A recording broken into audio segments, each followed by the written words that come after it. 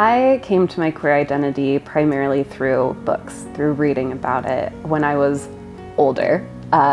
Growing up, I didn't have access to queerness. I wasn't taught about queerness. It didn't seem like something that was for me or was me. So when I started reading about queerness and discovering myself and the queer community, I wanted to just keep reading more about it. More about myself, more about what I could be and what other people could be that I didn't realize they could be. I think it's so important to get queer stories into the hands of queer kids who need them to see themselves, to better understand themselves and their community. But on top of that, non-queer people also really need those stories.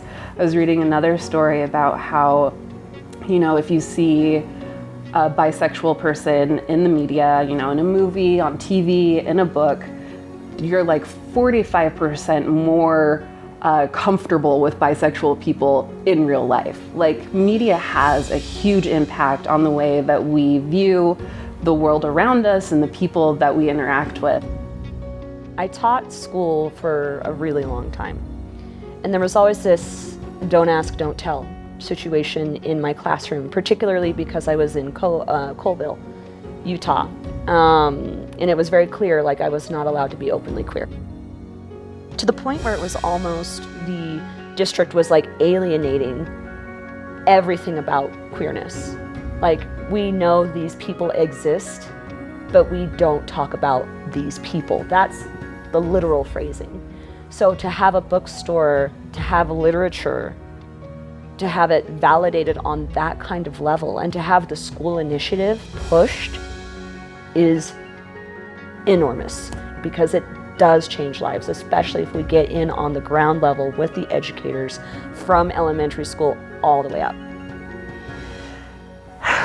There's so many ways that Under the Umbrella could use community support. I'm one person.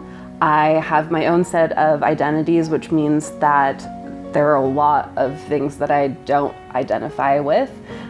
So I'm really going to be depending on the community to help me make sure that it's inclusive, that it's accessible, that we are prioritizing the stories that need to be prioritized.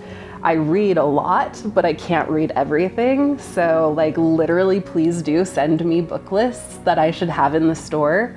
I want to make sure that we are prioritizing the most marginalized members of our community.